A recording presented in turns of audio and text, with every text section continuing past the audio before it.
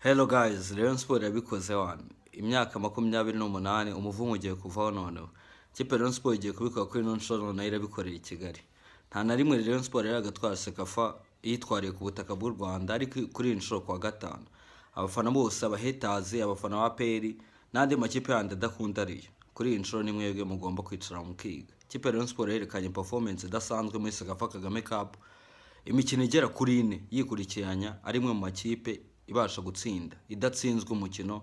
Uyu munsi nibwo yabonyemo igitego kimwe mu bitego 3-1 mu matsinda twazamutse turi abambere umukino ku wundi kugeza ubaka kanya rero gutsinda umukino ku wundi gatsinda imikino 3 ari Hilal ukayitsinda ugatsinda amakipe agiye atandukanye. Rayon Sport ari kumwe nayo muri groupe yayo ni kimwe mu bintu byerekana ko ikipe ya Rayon Sport iri talented kandi umwaka ifite ambition idasanzwe. Rero nyuma y'igihe kinini imyaka 28 n'umuvumo ku mujyi wa Kigali noneho no munsi nibwo mujye kureba show. Abafana ba Rayon Sport murabazi namwe ntago wajya bapfusa ibyishimo gutsinda umukino nk'uyu nguyu, kwandikira amateka mu Rwanda. Nta kintu nakizeza Gor Mahia kuri finale kwa gatanu, ni ibintu bizayigora, nta nubwo no kwikura mu nzara za Rayon Sport bizayorohera. I don't think ko game izaborohera mu buryo bworoshye. Umufana bw'urumva bizaba ari ikiyaga tu, bafana bazabaje kuko amateka ya cya gikomba agomba gusigara mu Rwanda. APR yagiye yiyaminiye ngo rimwe mu makipe akaze ihora ibona itwara udukombe twa champion ikajyaho nimwe mu makipe ahabya cyangwa se az'umupira. Kipe nzima itwara ibikombe buri mwaka ariko yagera hanze igahita ikubitirwa ku mutaro ku buryo itajya ibasha no kugira ahantu igera. Rayon Sport yerekanye ko ari ikipe ishoboye kandi iz'umupira cyane, yerekana performance nziza uburyo budasanzwe nubwo ihura n'ibibazo bya mikoro cyangwa se n'utundi tubazo tugenda tubaho, ariko nimwe mu makipe yerekana ubushobozi ndetse na stability mu mikinire. Ikipe imeze neza kuri iyi nshuro, abafana barimo neza, mood ni win. Kugeza ubu rero ndatekereza ko uno mwaka abafana bicara biga ba adversaire umwaka utaha season itaha irajya gutangira mu mikinire. Rayon Sport abiri hejuru morale rero ni hamara kwikubitamo no kano gakombe abafana bo barayagara tu.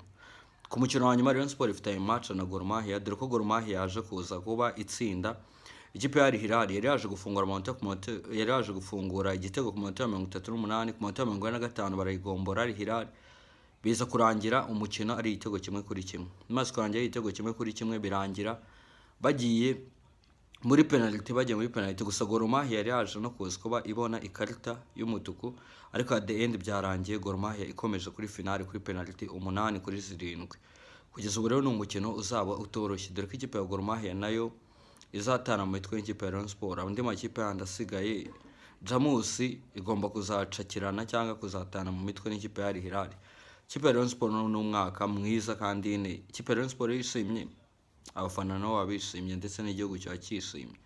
Ikindi Rayon Sport ni nk'abafana ba Cristiano nubwo Real cyangwa ikipe akinira cyangwa se Portugal itatwara igikombe, ariko as long as abasha gutsinda Rayon Sport abafana bayo icyo baba bakeneye cyonyine ni happiness. Ikipe bikore babone ko ikipe irimo irakubita kandi iri muri mood nziza.